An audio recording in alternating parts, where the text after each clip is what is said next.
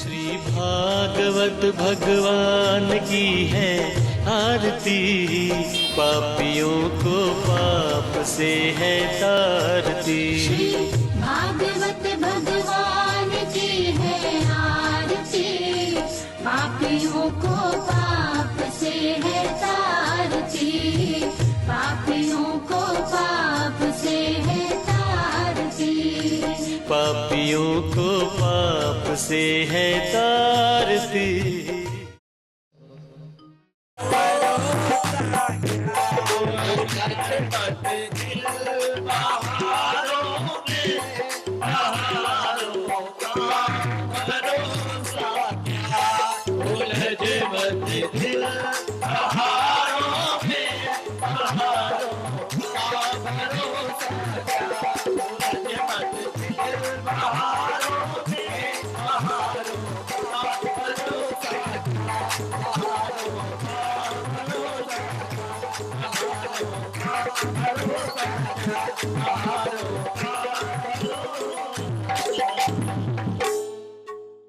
जय जय श्री राधे।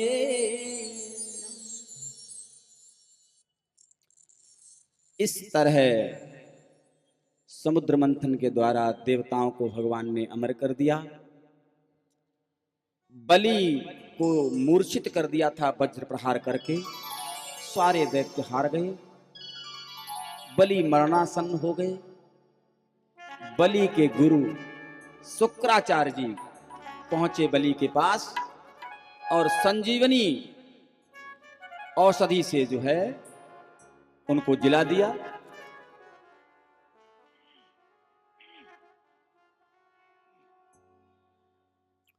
बलि ने अपना सब कुछ गुरु के चरणों में रख दिया। यज्ञ हुआ, विश्वजित, उससे सर्वजित रथ निकला। सर्वजित रथ निकला। ततो रथः कांचनपट्टनाथो हयास्य हरयास्य तुरंगवर्ण ध्वजस्य सिंहे विराजमानो हुतासनादासः विरिष्टा। उसमें से सब कुछ, सिंहासन, धनुष, बाण, सब कुछ दिव्य निकला। बलि ने स्वर्ग पर चढ़ाई कर दी।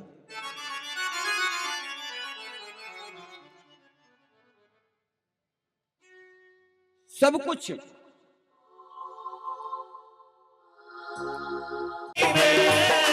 डूब के मर जाए चुल्लू भर पानी में। राम नाम ना जाना, राम नाम ना जाना, भरी जवानी में डूब के मर जाए।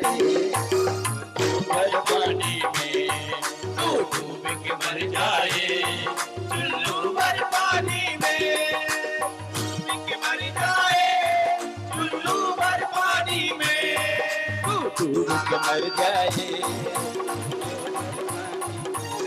डूब के मर जाए, चुल्लू भर पानी में डूब के मर जाए।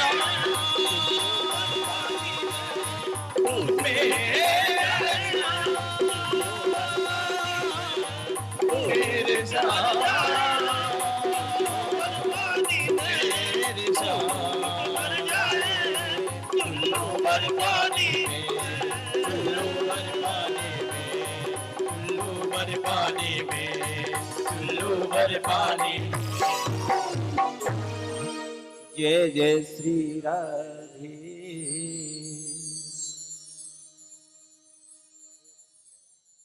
प्रहलाद ने कहा, जो राम का नहीं वो मेरे काम का नहीं। सबको राम राम पढ़ाने लगे। इतने में संडा मार्क आ गए। बोले ये क्या कर रहा है प्रहलाद? प्रहलाद ने कहा, जो करना चाहिए वही कर रहा। जो करना चाहिए आप वो कर रहे हो जो नहीं करना चाहिए। आप लालच में कर रहे हो, आप मजबूरी में कर रहे हो। आप अधीन हो, मैं स्वाधीन हूं, मैं किसी के अधीन नहीं। संडामर्क ने फिर जाकर के शिकायत की हिरण्याकश्यप से। हिरण्याकश्यप को क्रोध आया और प्रहलाद को ले जाकर के हिरण्याकश्यप ने पहाड़ से गिरा दिया, लेकिन प्रभु ने गोद में उठा लिया। हिरण्याकश्यप ने प्रहलाद को सागर में डुबाना चाहा, लक्ष्मी जी अपने हाथों पर प्रहलाद को लेकर के ऊपर आ गए। दुनिया में कोई नहीं बिगाड़ सकता कुछ भी। विष पिलाया प्रहलाद को, कुछ नहीं बिगड़ा। हाथी से कुचलवाया, कुछ नहीं हुआ। जाको राखे साइया मार सके ना कोई, बाल न बाका कर सके चाहे जग बैरी हो, चाहे जग बैरी हो। जिसका परमात्मा रक्षक है उसका दुनिया में कोई कुछ नहीं बिगाड़ सकता, कुछ। हम उसका ऐसा कर देंगे, हम ये कर देंगे, अरे कभी नहीं कर सकते। जब तक उसका परमात्मा पर हाथ है, उसका बाल बांका तीनों लोकों में कोई नहीं कर सकता, कोई नहीं कर सकता।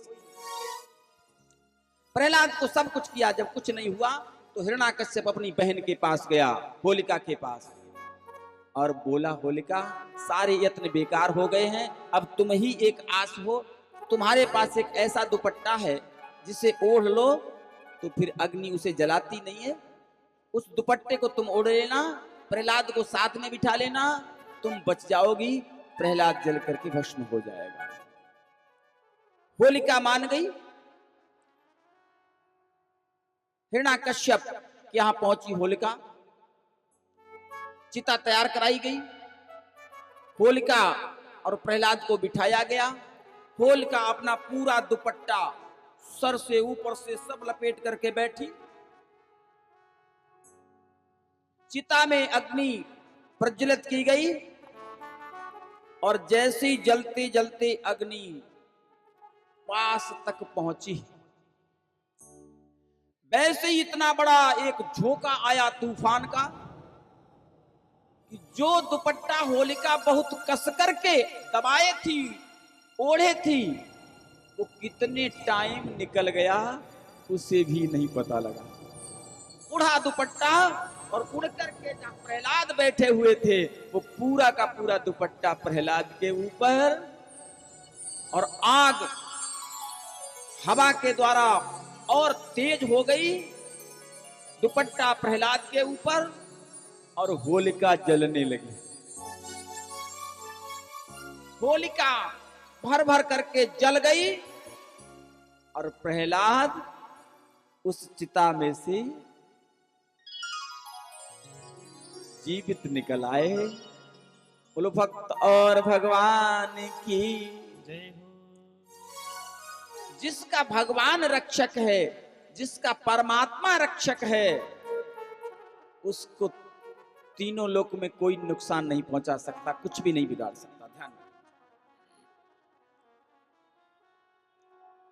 अब तो उसने सोचा ये तो ऐसे भी बच गया, अब क्या करें। तो फिर जो है हिरण्याकश्यप ने प्रहलाद को पकड़ा, खंबे के पास खड़ा किया और पूछा, प्रहलाद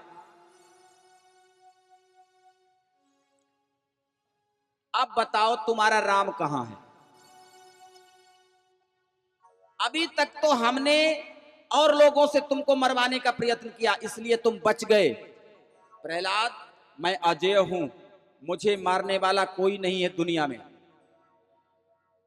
तुम सबके हाथों से बच गए, लेकिन मेरे हाथों से अब नहीं बच सकते। अच्छा पिताजी, हाँ। और अब बताओ तुम्हारा राम कहां है। प्रहलाद ने कहा, पिताजी ये मत पूछो राम कहां है, ये पूछो राम कहां नहीं है। हिरण्याकश्यप ने कहा, अच्छा राम कहाँ नहीं है? बोले हाँ, राम कहाँ नहीं है? तो बोले यहां भी है? बोले हाँ, यहां भी है। और यहां ही नहीं है पिताजी, वो हम में भी है और आप में भी है। और ये जो पत्थर का खम्भा है ना पिताजी, इस खंबे में भी है। और आप जो हमें मारने के लिए तलवार पकड़े हुए हो, इसमें भी मेरा ठाकुर है पिताजी। कोई भी जगह मेरे ठाकुर से रिक्त नहीं है, ध्यान रखिए। हिरण्याकश्यप हंसा ठहाका लगा के, बोले प्रहलाद, अब तुझे मेरे हाथ से कोई नहीं बचा सकता, तेरा राम भी मेरे हाथ से तुझे नहीं बचा सकता। प्रहलाद ने कहा पिताजी, चमन उजड़ गया, कुछ यादगार बाकी है। चमन उजड़ गया, कुछ यादगार बाकी है, कहीं कहीं निशाने बहार बाकी। चमन उजड़ गया, कुछ यादगार बाकी है, कहीं कहीं निशाने बहार बाकी है। कैसे कह दें कि सहारे तमाम टूट गए। पिताजी कैसे कह दें कि सहारे तमाम टूट गए, अभी तो वो रिश्ते परवरदिगार बाकी है, बाकी है। अभी क्यों चिंता करते हो? जैसे ही सुना, हिरण्याकश्यप को गुस्सा आई, तलवार खींची और जैसे ही मारना चाहा प्रहलाद को, वैसे ही खम्भ से घर घर घर घर करते हुए नरसिंह भगवान प्रकट हो गए। तो नरसिंह भगवान की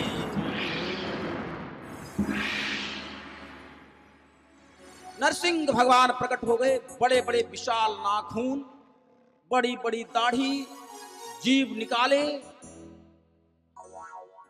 हिरण्याकश्यप ने देखा, ये न तो मानव लग रहे हैं, न इंसान लग रहे हैं, न पशु लग रहे हैं, न देवता लग रहे हैं, न यक्ष लग रहे हैं। लगता है इन्होंने हमारी सारी शर्तें पूरी कर दी। सोच ही रहा था हिरण्याकश्यप। नरसिंह भगवान आगे पहुंचे, हिरण्याकश्यप को उठाया, अपनी जंघों पर रखा, देहरी पर खड़े हुए और हिरण्याकश्यप से पूछा, हिरण्याकश्यप, रात है कि दिन है? बोले प्रभु, न रात है न दिन है, ये संध्या का समय है। अपनी जंघा पे रखा, घुटने पे। बोले ऊपर हो कि नीचे? बोले न ऊपर है न नीचे। बोले अंदर हो कि बाहर? बोले न अंदर है न बाहर। बोले हम मनुष्य हैं कि जानवर? हिरण्याकश्यप ने कहा, प्रभु आप अपनी तो कोई भी, ऐसा वेश तो हमने इससे पहले कभी न सुना और न देखा। हिरण्याकश्यप से कहा भगवान ने, हिरण्याकश्यप अब तुम्हारी सारी शर्तें पूरी हो गई।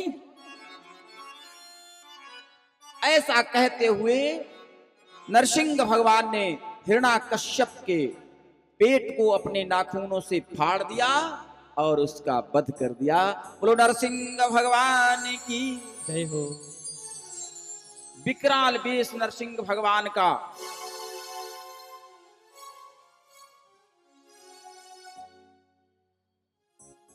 अब क्या करें? अब तो प्रलय हो जाएगी। एकदम विशाल भयंकर वेश हो गया नरसिंह भगवान का, जीभ लपलपाते हुए खड़े।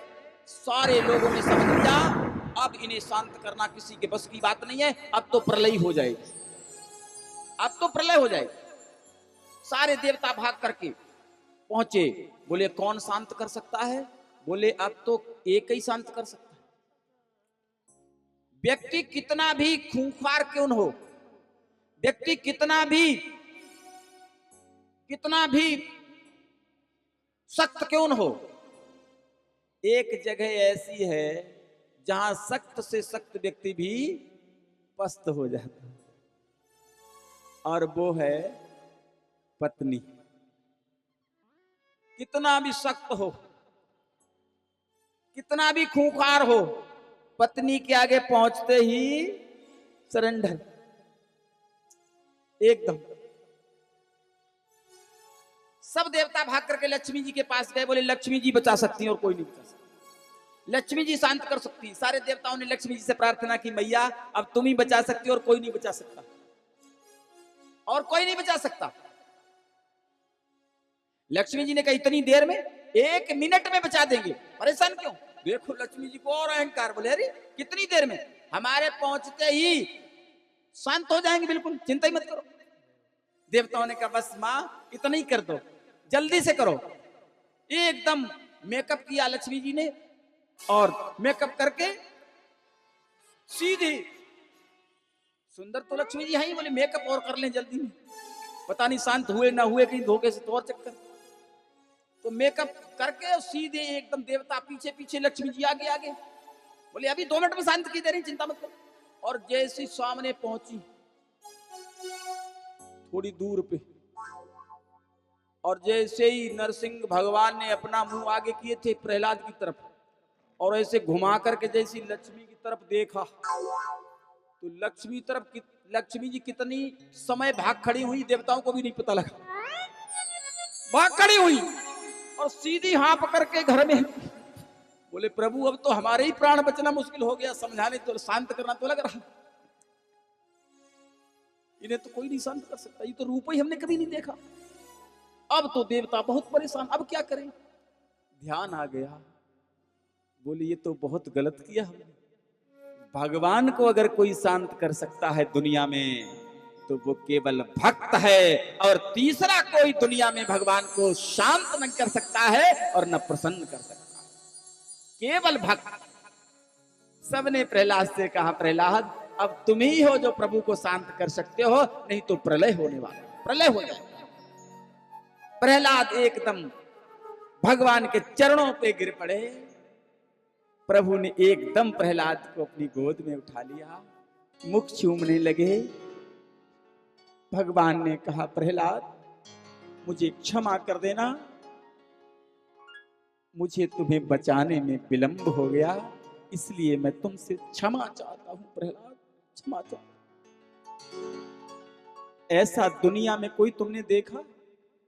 मेरे ठाकुर के अलावा कोई दुनिया में ऐसा है, तीनों लोकों में ऐसा है जो जिसका जीवन बचाए और उसी से क्षमा मांगे?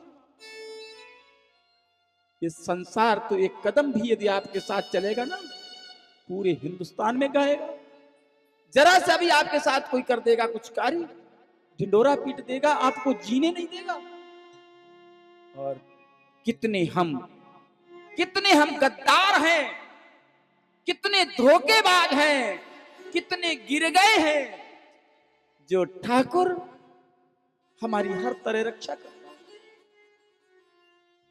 जो प्राण बचाता है और फिर क्षमा मांगता है, उसको छोड़ करके हम कीचड़ से जोड़ते हैं प्रेम, कूड़े करकट से नेह लगाते हैं। कितने गिर गए, कितने गिर गए।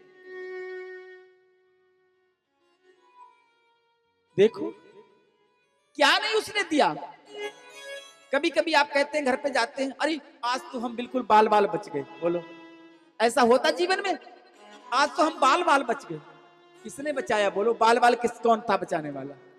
कौन सी तुमने मशीन फिट कर रखी थी जो उसने सेंसर से बचा दिया? कौन से तुमने यंत्र लगा दिए थे? कौन सा तुम्हारा कोई व्यक्ति खड़ा है जिसने धक्का दे दिया? वही बचाने वाला है, वही बचाता है, हर क्षण बचाता है। लेकिन उस पे नहीं ध्यान देते, उसको नहीं मानते हैं, उसको नहीं याद करते हैं। संसार यदि स्वार्थ के बस में भी जरा कहीं खड़ा हो गया ना, बस उसके होली। जिसने सब कुछ दिया है उसी को भूले हैं, ये सबसे बड़ी विडंबना है, ध्यान रखना। आज गिर पड़े प्रहलाद चरणों पे, भगवान ने उठाया गोद में, बार बार मुख चूमा, क्षमा मांगी और कहा प्रहलाद मुझे क्षमा कर दो, मुझे गलती हो गई तुम्हें बचाने में, मुझे देर हो गई बचाने में, अब तुम जो चाहो मांग सकते हो प्रहलाद। प्रहलाद ने कहा प्रभु यदि आप हमसे प्रसन्न हो तो केवल बस एक ही बात कर दीजिए। क्या? बोले हमारे पिता की सदगत कर दीजिए प्रभु, भगवान ने कहा प्रहलाद, अरे तू ये क्या कहता है? संत कौन है? प्रहलाद को मारना चाहा हिरण्याकश्यप ने, लेकिन प्रहलाद ने फिर भी पिता की सदगति मांगी। ये भक्त की परिभाषा है, ये संत की परिभाषा है, जो कभी अपने बुरा करने वाले का भी कभी बुरा न सोचे, वो है संत, वो है भक्त। जिस हिरण्याकश्यप ने प्रहलाद को जाने कितने उपायों के द्वारा मरवाने का प्रयत्न किया, उस हिरण्याकश्यप की सदगति मांग रहे हैं प्रहलाद। ये है संतत्व, ये भक्ति है, ये भक्त है। भगवान ने कहा प्रहलाद तू पागल हो गया? अरे तू एक पिता की बात करता है, जिसके कुल में तेरा जैसा भक्त पैदा हो जाता है प्रहलाद, उसके घर की 21 पीढ़ियां मैं तार देता हूं। तू अपने एक पिता की बात करता है, पिता की।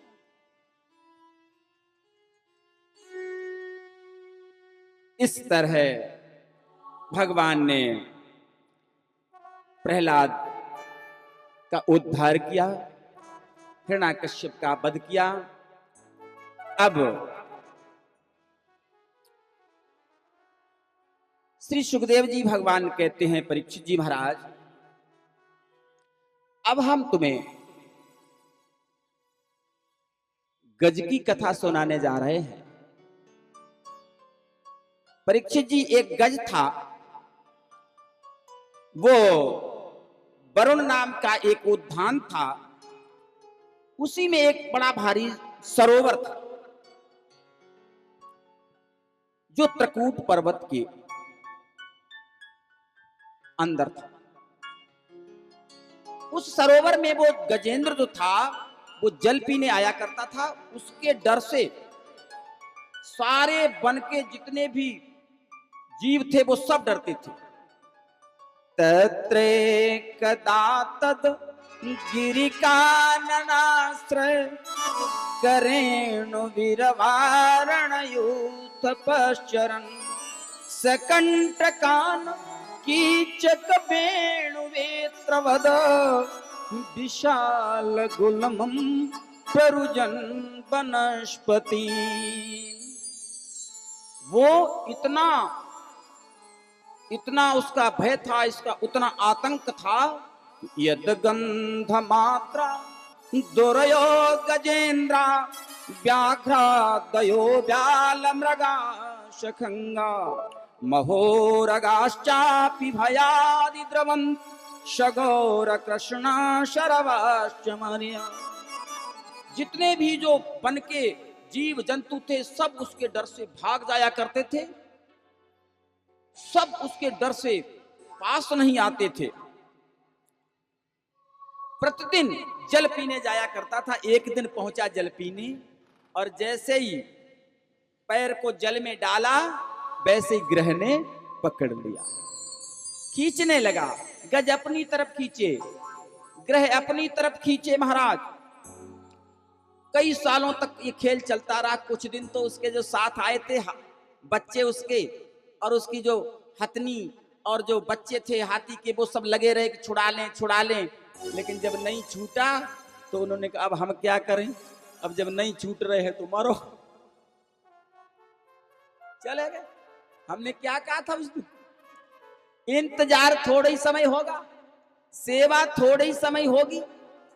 अगर 1 महीने, 2 महीने, 3 महीने, 4 महीने, 6 महीने से जैसे ही समय ऊपर पहुंचेगा ना, तो प्रार्थना होने लगेगी सेवा की जगह, प्रभु अब तो सीता ही राम कर दो, अब तो हम बताओ इन्हें संभालें कि हम काम करें, क्या करें?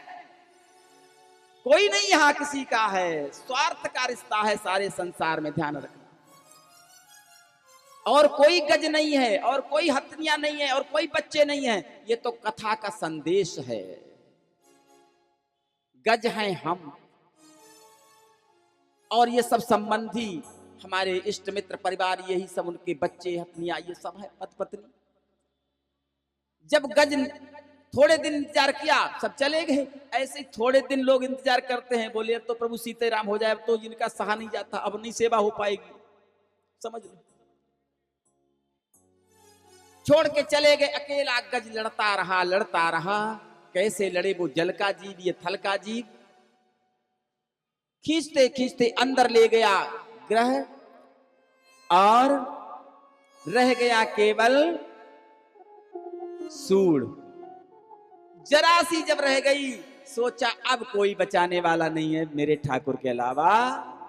समझ करने लगा प्रभु का स्मरण और कहा, डूबतों को बचा लेने वाले, डूबतों को बचा लेने वाले, मेरी नैया है तेरे हवाले।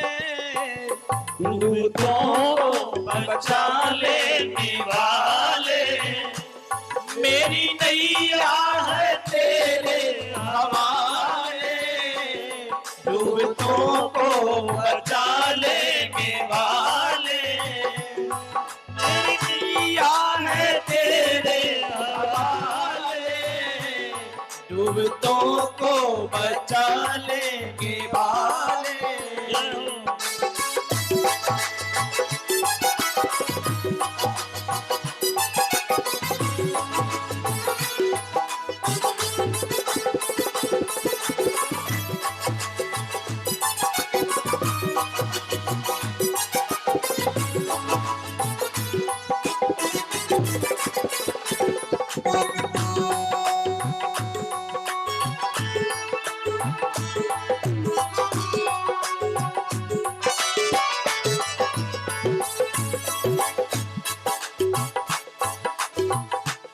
डूबतों को बचा लेने वाले, डूबतों को बचा लेने वाले, मेरी नैया है तेरे हवाले।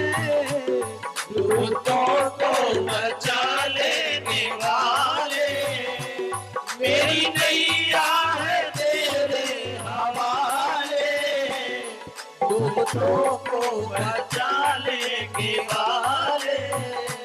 लाख अपनों को मैंने पुकारा, सबके सब कर गए हैं किनारा। लाख अपनों को मैंने पुकारा, सबके सब कर गए हैं किनारा।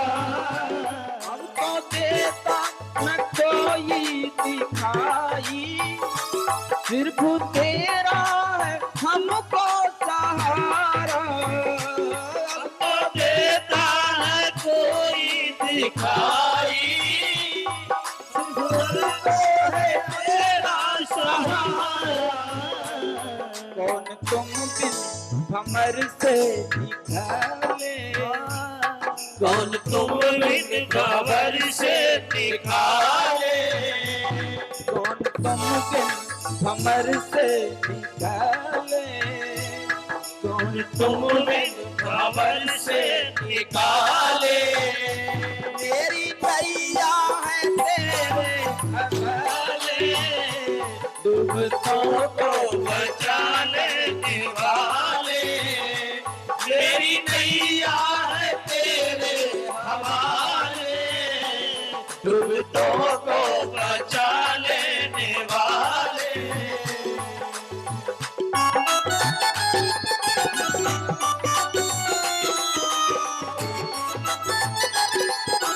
हरि बोल। जय हो।